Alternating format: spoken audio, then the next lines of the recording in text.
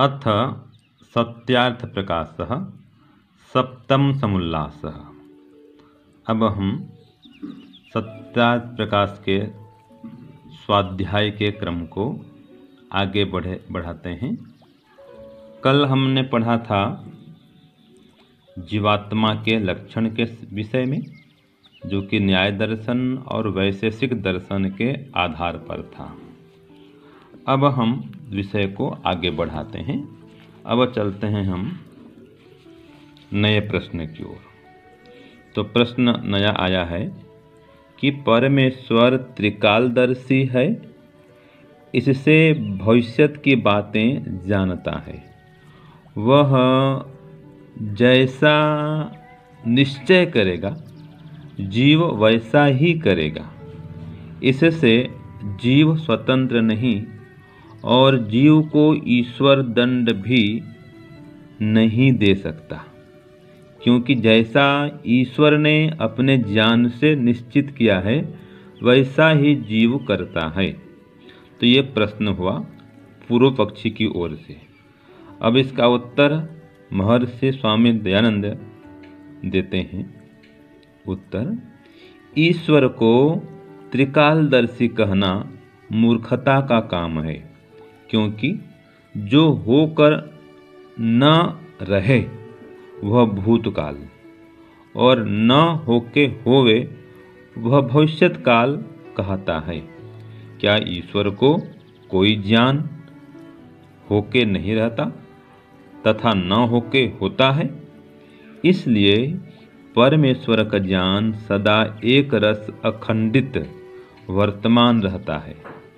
भूत भविष्यत जीवों के लिए है। हाँ, जीवों के कर्म की अपेक्षा से त्रिकालज्ञता ईश्वर में है, स्वतः नहीं। जैसा स्वतंत्रता से जीव कर्म करता है, वैसा ही सर्वज्ञता से ईश्वर जानता है, और जैसा ईश्वर जानता है वैसा जीव करता है। अर्थात भूत भविष्यत वर्तमान के ज्ञान और फल में ईश्वर स्वतंत्र और जीव किंचित वर्तमान और कर्म करने में स्वतंत्र है। ईश्वर का अनादि ज्ञान होने से जैसा कर्म का ज्ञान है वैसा ही दंड देने का भी ज्ञान अनादि है। दोनों ज्ञान उसके सत्य हैं। क्या कर्म ज्ञान सच्चा और दंड ज्ञान मिथ्या कभी हो सकता है? इसलिए इसमें कोई भी दोष नहीं आता। तो ये विषय पूरा हुआ। तो स्वामी जी क्या लिखते हैं इसमें कि परमात्मा त्रिकालदर्शी अपने लिए नहीं है, क्योंकि उसके लिए तीनों काल अलग अलग ही नहीं है। ये भूत भविष्यत वर्तमान काल ये तो हमारे लिए होते हैं, तो परमात्मा के लिए तो ये काल है ही नहीं। उसके लिए सब समान है, वर्तमान काल ही है उसके लिए। हमारे लिए भूत भविष्यत वर्तमान का विधान है। हमारे लिए भूतकाल होता है, वर्तमान काल होता है, भविष्यत काल होता है। तो परमात्मा जो है वो तो तीनों कालों में एक रस रहता है, उसे कोई अंतर नहीं पड़ता। उसका ज्ञान भी एक रस है, अखंडित है, सदा वर्तमान है। तो कभी किसी विषय को जाने और कभी किसी विषय को नहीं जाने या भविष्य में जाने, ऐसा नहीं होता उसके लिए। उसको जीवात्माओं की समस्त सीमाएं ज्ञात हैं कि जीवात्मा लोग भविष्य में कितने जघन्य अपराध भी कर सकते हैं अथवा कितने अच्छे अच्छे पुण्य कार्य भी कर सकते हैं। ये सब परमात्मा को पता है। तो परमात्मा को जैसा पता है जीव वैसा ही कर सकता है। अर्थात जैसे कि स्वामी दयानंद लिखते हैं कि हर जीवात्मा कर्म करने में स्वतंत्र है और फल भोगने में परमात्मा के अधीन है, लेकिन वो जीवात्मा कैसा कर्म करेगा तो ये उसके ऊपर निर्भर करता है कि जीवात्मा को क्या कर्म करना है। लेकिन वो जो भी कर्म करेगा वो परमात्मा के ज्ञान से बाहर का कर्म नहीं हो सकता है। जैसे कर्मों की संख्या मान लीजिए A to Z यहाँ तक है, तो वो इसी के बीच में ही कोई कर्म करेगा, उससे बाहर तो कोई बाहर कोई कर्म है ही नहीं, न कर सकता है। ऐसे ही परमात्मा को ये पता होता है कि ये इसकी सीमा यहाँ तक है, कि ये A to Z एक उदाहरण है। अर्थात मान लीजिए 1 करोड़ कर्म की संख्या है, तो 1 करोड़ से बाहर वो कर्म नहीं कर सकता, उसके अंदर ही कर्म करेगा। या 1 अरब है, 1 खरब है, कोई भी एक उदाहरण ले सकते हैं। तो जितना भी इसके पास सामर्थ्य है ये तो परमात्मा को पता है, उसके सामर्थ्य के हिसाब से वो कर्म कर सकता है। तो परमात्मा सभी जीवों के सामर्थ्य को जानता है, संस्कार को भी जानता है, और कितना यह अच्छा से अच्छा काम कर सकता है ये भी जानता है, और कितना बुरा से बुरा काम कर सकता है ये भी जानता है। लेकिन पहले से नहीं पता परमात्मा को कि इन लाखों अरबों कर्मों में कौन सा कर्म करेगा। जब कर्म करता है तभी ज्ञात होता है, या जब मन में योजना बनाता है तब परमात्मा को पता चलता है। तो इस प्रकार से परमात्मा के ज्ञान के बाहर कर्म नहीं करता। माने ऐसा कभी नहीं होगा कि परमात्मा को भी आश्चर्य हो जाए, अरे इसने तो ऐसा कार्य किया, मुझे पता नहीं था ये ऐसा काम कर देगा, मेरे लिए भी ये आश्चर्यजनक कार्य है। ऐसा कभी नहीं होगा।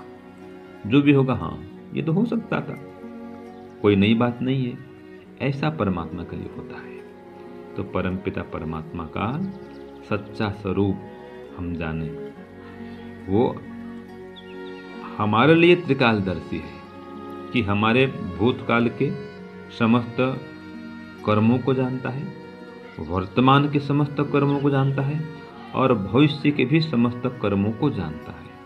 तो ऐसा जो परमपिता परमात्मा है वो हमारे लिए त्रिकालज्ञ है, सर्वद्रष्टा है, सर्वज्ञाता है, अंतर्यामी है, हमारी अंतःकरण की बातों को जानने वाला है, मन की बात को जानने वाला है।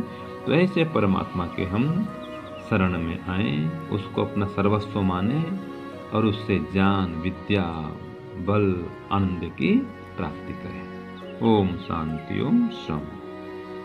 धन्यवाद स्वामी जी, आपने स्पष्ट किया। प्यारे बहनों भाइयों, महर्षि दयानंद सरस्वती ने यह सिद्ध कर दिया कि ईश्वर त्रिकालदर्शी नहीं है, अपितु जीवों के कर्मों की अपेक्षा से त्रिकालज्ञ है। ईश्वर के लिए तो सब वर्तमान काल ही है, जीव कर्म करने के लिए स्वतंत्र है, इसलिए उसका भविष्य निर्धारित नहीं है। जो लोग यह शंका उठाते हैं ना, वो ठीक नहीं है कि ईश्वर ने पहले से ही बता दिया है कि ये व्यक्ति यह काम करेगा। जब तक मन में विचार आए नहीं जीव के में, तो कैसे पता लगाएगा। हाँ, मन में जैसे ही विचार आता है ईश्वर जान लेता है उसको फौरन, और जैसे ही वो करता है तो उसको भी वो जान लेता है। जो कुछ करता जा रहा है, मन में विचार लाता रहता है जीवात्मा, उसको ईश्वर जानता है। लेकिन यह नहीं कह सकते कि जीवात्मा कौन सा कर्म अगला करेगा, कौन सा पग अगला रखेगा।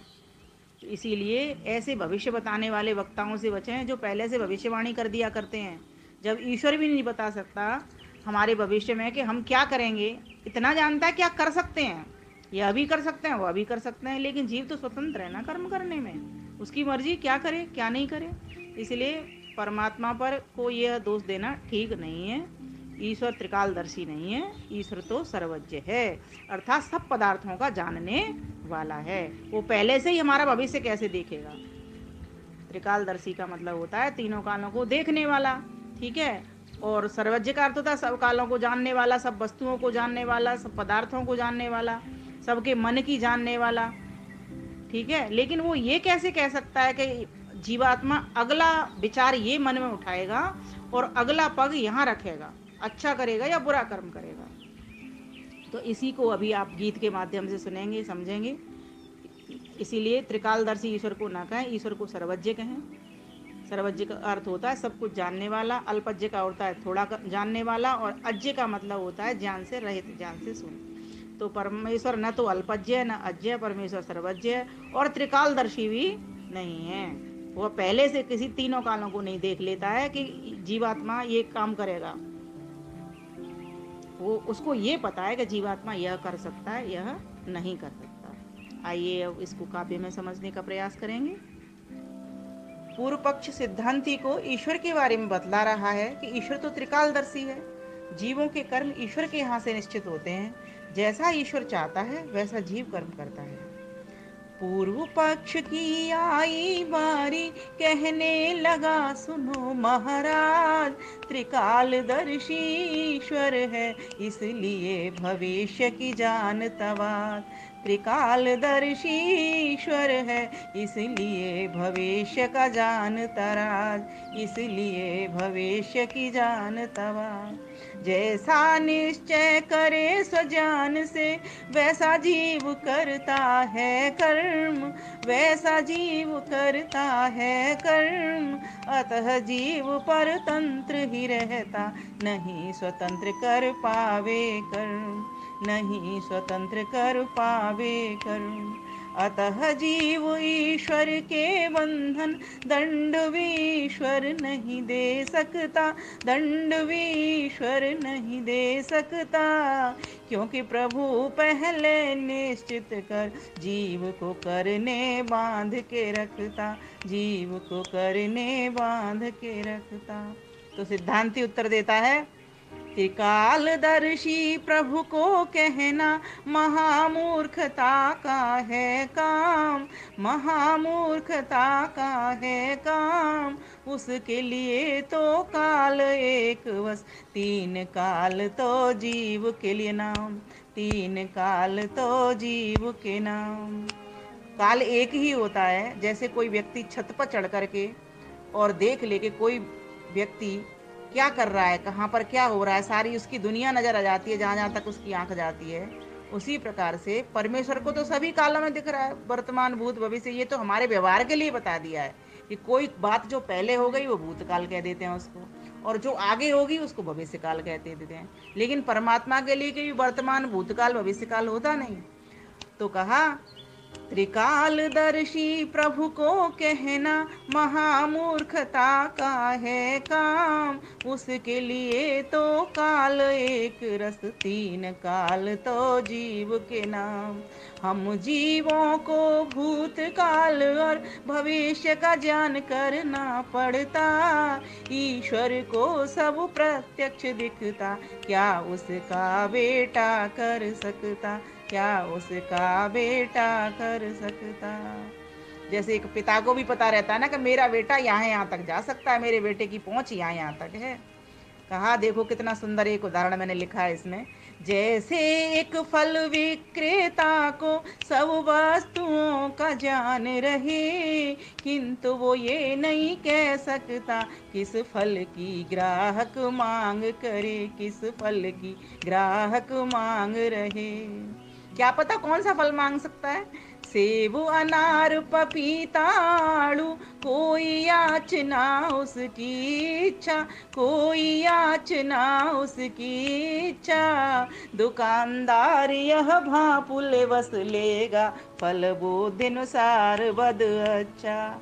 दुकानदार तो बस इतना जानता है कि ये अपनी बुद्धि के हिसाब से बुरा भी ले सकता है, इसमें से अपनी पसंद कर सकता है फल को, और अच्छा भी छांट सकता है, वो छांटेगा, ये बस इतना जानता है वो। और कोई सा फल इसमें से ले सकता है, सारे फलों के नाम जानता है। सपोज करो उसके पास 50 फल हैं, तो दुकानदार को ये पता है कि 50 फल मेरे पास कौन कौन से हैं, लेकिन वो ये नहीं जानता कि कौन सा फल की ये डिमांड करेगा ये ग्राहक। तो ग्राहक स्वतंत्र हुआ ना कर्म करने में, वो कोई भी फल ले सकता है, आड़ू भी ले सकता है, पपीता भी ले सकता है, अनार भी ले सकता है, सेब भी ले सकता है। 50, बस दुकानदार इतना जानता है कि इनमें से ही लेगा, यहाँ से आगे इसकी सीमा नहीं है, इन्हीं फलों में से 50 फलों में से ही लेगा। इसी तरह से ईश्वर इस ब्रह्मांड का निर्माता, सारी वस्तुएं पदार्थ उसने बनाए हैं, सब काल उसने बनाए हैं हमारे लिए। हम संध्या में मंत्र पढ़ते हैं, उसने काल की सृजना हमारे लिए की है, जीवों के हितार्थ के लिए की है, जिससे हम व्यवहार कर सकें इसका, हम समय का पालन भी कर सकें, हम उसको समझ सकें इस समय में से। तो इस प्रकार से हमको समझना चाहिए। तो जीवात्मा स्वतंत्र है कर्मों में, जीवात्मा परतंत्र नहीं है, इसलिए तो वो सुख दुख भोगता है। तो कहा, ठीक उसी तरह ईश्वर भी जाने हर वस्तु हर व्यक्ति मन, किंतु बता नहीं सकता इतना, अगला पग क्या धरेगा जीव तन, अगला पग क्या धरेगा जीव तन। यह तो जीव की इच्छा है कर्मों में वह अपने स्वतंत्र, कर्मों में वह अपने स्वतंत्र। गायत्री या छंद कोई भी जपे ना जपे कोई भी मंत्र, जपे ना जपे कोई भी मंत्र। गायत्री भी जप सकते हैं हम, विश्वानि देव मंत्र भी जप सकते हैं, कोई भी जप सकते हैं। ईश्वर ने तो सारे मंत्र हमारे समक्ष रख दिए कि तुम गायत्री भी जपो, विश्वानि देव भी जपो, ये भी जपो, वो भी जपो, और तुमको जिस मंत्र से ज्यादा लाभ मिल रहा हो उस मंत्र को जपो, ये भी बता दिया उसने। और किस मंत्र से क्या क्या तुमको लाभ होगा ये भी बता दिया। तो अब ये तुम्हारी मर्जी है, तुम क्या करते हो। यह तो जीव की इच्छा है कर्मों में वह अपने स्वतंत्र। गायत्री या छंद कोई भी जपे ना जपे कोई भी मंत्र। पहले से यदि निश्चित होते तो सुख दुख नहीं जीव भोगते। ईश्वर ही फल भोगता होता, जीव सुखी ना दुखी भी होते, जीव सुखी ना दुखी भी होते। जैसा जीव का कर्म स्वतंत्र है वैसा ईश्वर ज्ञान अनादि, वैसा ईश्वर ज्ञान अनादि। उसी तरह दंड ज्ञान अनादि, प्रभु सच्चिदानंद सर्वज्ञ अनादि, सच्चिदानंद सर्वज्ञ अनादि। वह ईश्वर कैसा है, सत्य ज्ञान को देखने वाला है और दंडों को भी जानने वाला है। वो दोनों ज्ञान उसके संज्ञान में रहते हैं। उसको पता होता है कौन सा जीव क्या कर्म करता है उसको, और किस कर्म का क्या दंड देना है, इतना वो जानता है। भविष्य काल की बात वो कैसे कहेगा कि तुम कौन सा कर्म करेंगे या जीव कौन सा कर्म करने वाले हैं। हजारों बच्चे हैं उसके, जैसे पिता के 10 बच्चे हैं, 10 बच्चे कोई कहीं दिशा में जा रहा है, कोई दिशा में जा रहा है, कोई बस पिता इतना जानता है ये बच्चा मेरे इस दिशा में जा सकता है, ये बच्चा मेरा इस दिशा में जा सकता है। और फिर जिस दिशा में जाता है तो फिर उसको उसके अनुसार से पिता बताता है कि तू इस दिशा में गया, तू गलत किया, तूने ये अच्छा नहीं किया। फिर अगर गलत जगह पर जाता है बच्चा तो उसको डांटता भी है पिता। ठीक उसी तरीके से वो परम पिता परमेश्वर जो सभी का पिता है, परम पिता है, ऐसे परम पिता परमेश्वर पर कोई दोष मत लगाओ। जीव कर्म करने में स्वतंत्र है, इसीलिए उसमें कोई कुछ दोष नहीं धर सकता है। छूट कर्म की सब जीवों को कर्मानुसार वो भरता है, कर्मानुसार वो भरता है, कर्मानुसार वो भरता है। धन्यवाद, नमस्ते।